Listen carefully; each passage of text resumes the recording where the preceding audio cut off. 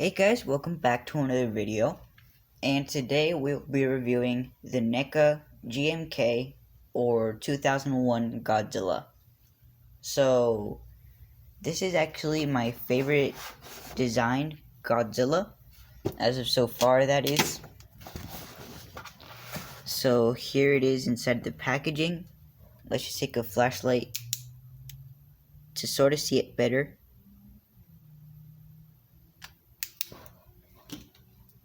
So firstly, let's take a look at the box. So on the front, it's an awesome poster with King Ghidorah, Godzilla, Baragon, Mothra, and Mothra.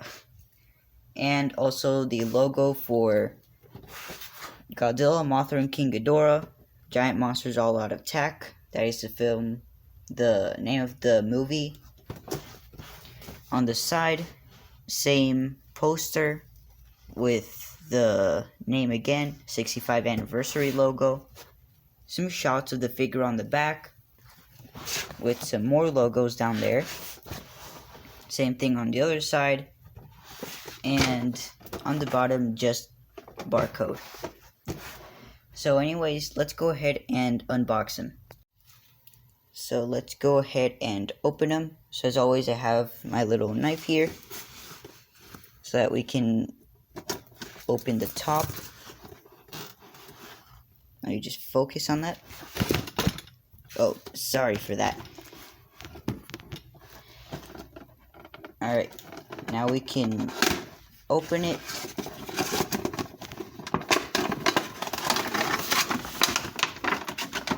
And here is Godzilla. So now we can go ahead and cut the things that are holding him in. Nice and easy.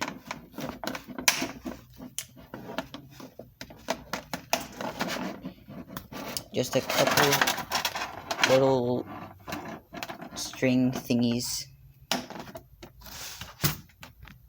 Alright, sorry that it wasn't focusing. And here's Godzilla out of the packaging. Now we just need to assemble him with the tail, and we'll get on with the review. Alright, so now that this Godzilla is assembled and out of the packaging, let's take a look at the sculpt and detail and paint. So, first thing is, I don't like how crouched he is.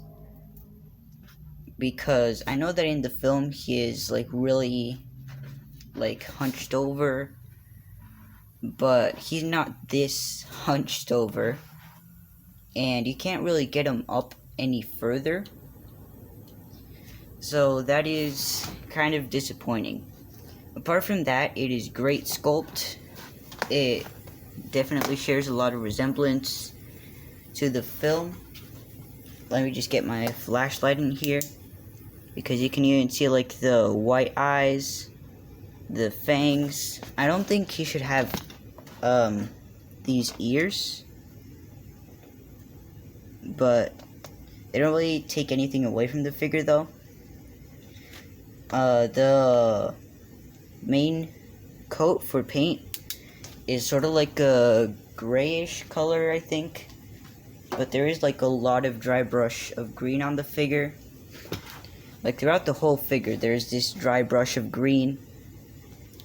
On the dorsal spines, it is this bright white color with a tiny bit of black fade from the body up.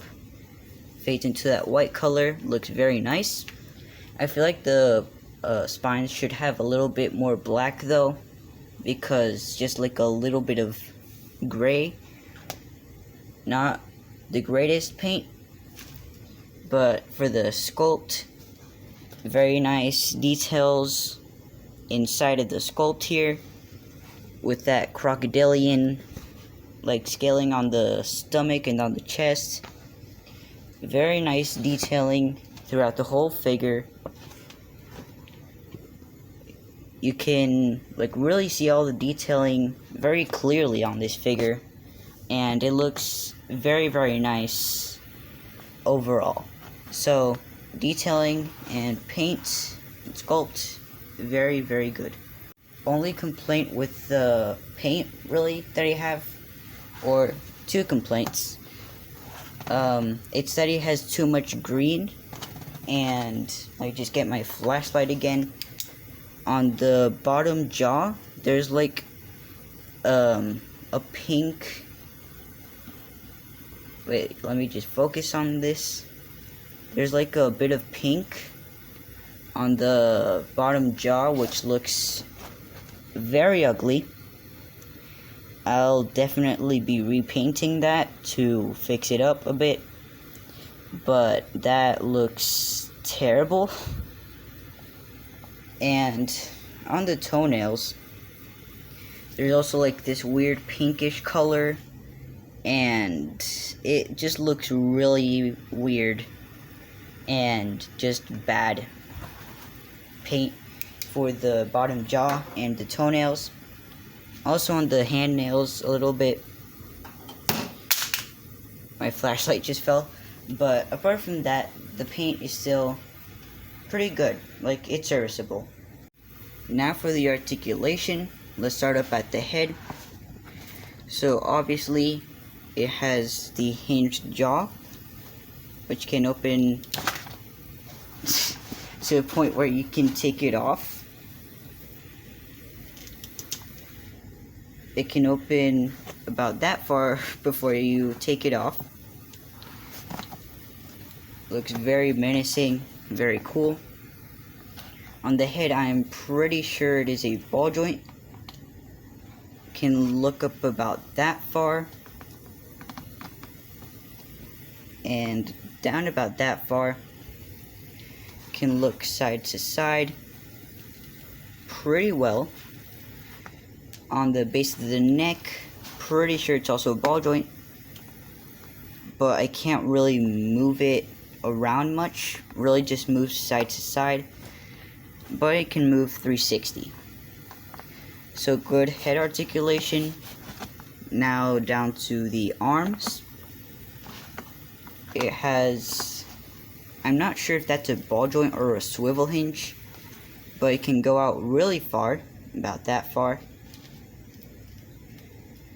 It can swivel 360.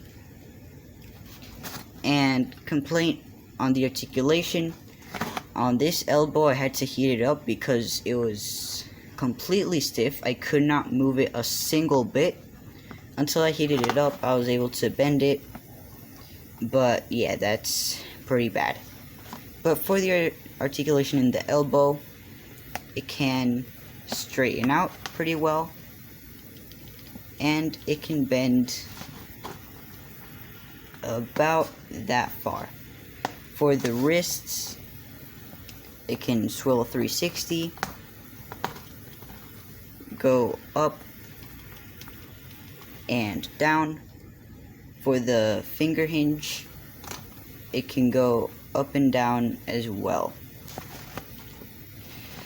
Now for the waist or ab crunch, it can swivel 360 extremely smoothly,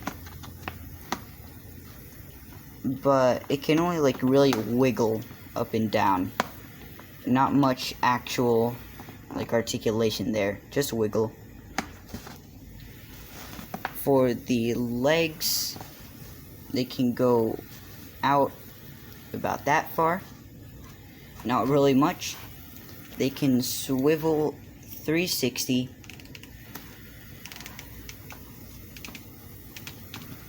Kind of hard to do so though.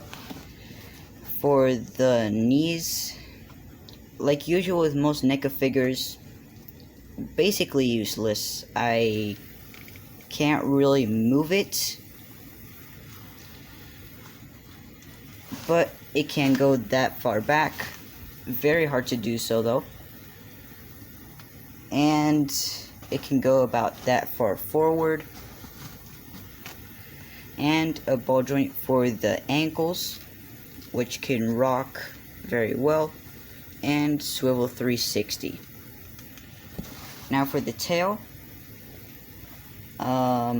pretty sure that these would be ball joints, but they don't move around at all. The joints don't. They just swivel. so that kind of sucks. But for the bendy wire, it is a bendy wire that you connect here. It can bend pretty well. It's definitely a lot better than the 2014 Godzilla, but then again, a bendy wire is never as good as a joint. So I mean, I guess the bendy wire works fine. It works alright. And here at the bendy wire, it is a ball joint and you can move it around quite a bit. So that's good. But that is pretty much it for the articulation.